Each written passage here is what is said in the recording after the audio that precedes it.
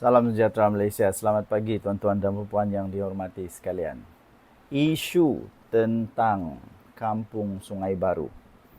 Setelah muncul banyaklah kontroversi tentang isu Kampung Sungai Baru ini, yang mana memang sudah dibuktikan oleh wakil penduduk di tempat itu bahawa pemimpin Perikatan Nasional memang ada terlibat di dalam pengambil alihan itu. Akhirnya Muhyiddin Yassin muncul menjawab Tuan Ibrahim Tuan Man, yang mana Tuan Ibrahim ni minta penjelasan kepada mereka yang terlibat. Muhyiddin Yassin tidak disebut dalam jawapan daripada ataupun kenyataan daripada wakil penduduk itu. Tidak ada disebut.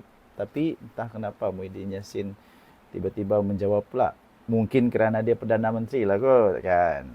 Tapi ya, secara logiknya kerja-kerja menteri haruslah diketahui oleh Perdana Menteri. Kalau dia tidak tahu, kenapa dia jadi Perdana Menteri? Memang biasalah. Kalau sudah salah, memang mengaku tidak salah lah tu kan. Tapi dia memang menafikan lah. Mahyadin menjawab Tuan Ibrahim bahawa saya tak terlibat. Ini 13 April ini baru saja ya. 13 April 2025 daripada Harapan Daily.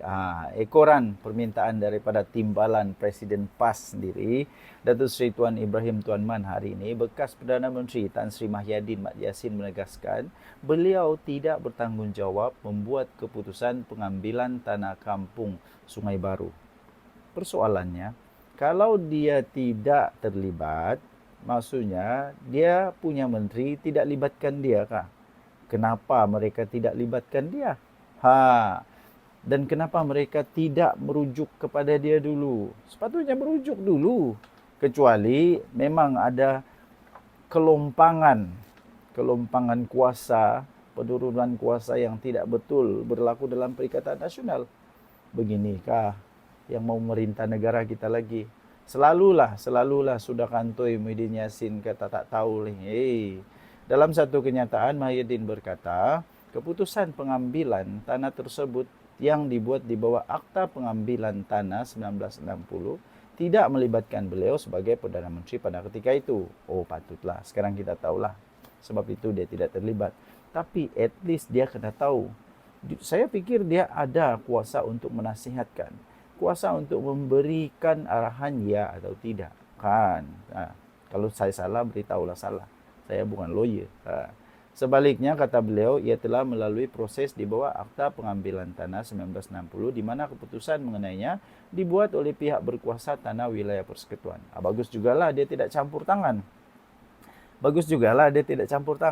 Sebab memang dia tidak boleh campur tangan lah agaknya dalam kes ini, dalam undang-undang ini. Persoalan saya ialah mudah, bukan tentang ada atau tidak terlibat. Tetapi kenapa yang dipersalahkan asyik-asyik kerajaan Madani? Semua mau ditunggang. Ini nasib baik ada suara daripada penduduk tempatan, penduduk wakil di sana. Kalau tidak, memang ditunggang habis ini. Kemudian Muhyiddin kata saya telah ditohmah bertanggungjawab membuat keputusan pengambilan tanah Kampung Sungai Baru. Jika pengambilan tanah tersebut tidak dibuat mengikut lunas undang-undang, Mahkamah boleh menentukan hak-hak pihak yang terjejas, katanya ringkas hari ini. Terdahulu, kenyataan Tuan Ibrahim Tuan Man yang meminta untuk pihak-pihak tertentu yang berkenaan, yang disebut namanya secara khusus spesifik tu, dia kata minta penjelasan daripada pemimpin Perikatan Nasional untuk memberikan penjelasan dalam isu Kampung Sungai Baru dianggap orang ramai sebagai satu pengakuan bersalah. Ya betul lah tu. Habis siapa lagi? Kan? Ya, manusia ni memang suka cari menuding jari dan sebagainya. Ini alih-alih kerajaan Madani tidak tahu apa-apa pun, sebiji apa pun dia tidak tahu, tiba-tiba kerajaan Madani yang bersalah. Korek punya korek, penduduk tempatan kata, bukan, alamak, sebut 3 nama lagi tu. Sebelum ini Tuan Ibrahim dan rombongan datang ke Kampung Sungai Baru dan menyatakan sokongan kepada perjuangan mereka. Namun dalam taklimat pemimpin penduduk di situ, mereka menyalahkan para pemimpin Perikatan Nasional dahulu yang telah menyerahkan tanah di situ kepada pemaju. Lah, begitu rupanya. Okay, so Muhyiddin Yassin terpaksalah untuk backup diri dia, untuk menyatakan dia tidak bertanggungjawab. Apalagi 3 orang yang disebut tu sudah munculkah? Cubalah bagi apa? Itu penjelasan kan? Jangan Muhyiddin saja. Alamak, mau lagi kah sokong diorang ini? Penduduk-penduduk di sana mau lagi kah sokong Perikatan Nasional? Terima kasihlah kepada semua orang-orang PAS, orang-orang Perikatan Nasional yang menolong kerajaan. Betul lah kata apa itu keluar sekejap tu kan, podcast keluar sekejap tu, kekuatan Anwar Ibrahim kerajaan Madani sekarang ini kerana pembangkangnya atau aset kerajaan Madani sekarang ini kerana pembangkangnya itu tidak tahu buat kerja, tidak efektif. Tapi yang ni diorang tahu buat kerja bagus.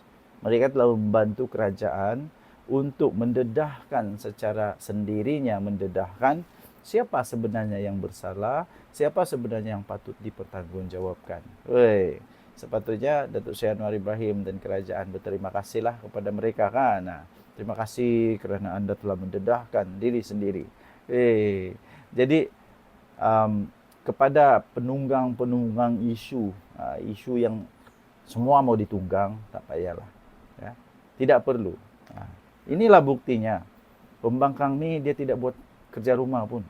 Tidak suka membaca, tidak suka untuk ambil fakta. Yang dia suka ambil apa saja yang syok untuk ditunggang saja. Sampai buat fitnah pun tunggang saja. Kan? Okey, inilah buktinya mereka tidak buat homework, tidak kaji, tidak belajar, tidak membaca. Sehingga ludah kena muka sendiri. Aduh kesian, malunya kita. Malu sungguh ni. Malu, betul-betul malu. Kesian. Okey, so bagi saya tidak akan undi. Saya tidak akan undi parti yang tidak pandai buat kerja. Betul. Saya tidak akan undi parti yang tidak pandai buat kerja. Pembangkang pun tak pandai, apalagi kerajaan. Saya senang begitu saja. Saya pilih parti yang pandai buat kerja. Okey, parti yang pandai buat kerja, parti yang memang belajar, yang ada strategi yang bagus. Bukan tuding-tuding jari, bukan menang hanya dengan tunggang-menunggang. Ini kejap lagi saya mau kongsi kepada anda, ada lagi tunggangan. Alamak, suka betul tunggang-menunggang. Tinggalkan komen anda. Denyut Nadi Suara Rakyat bergema di channel ini. Jangan lupa tekan butang subscribe, like dan share. Kita jumpa lagi. Bye-bye.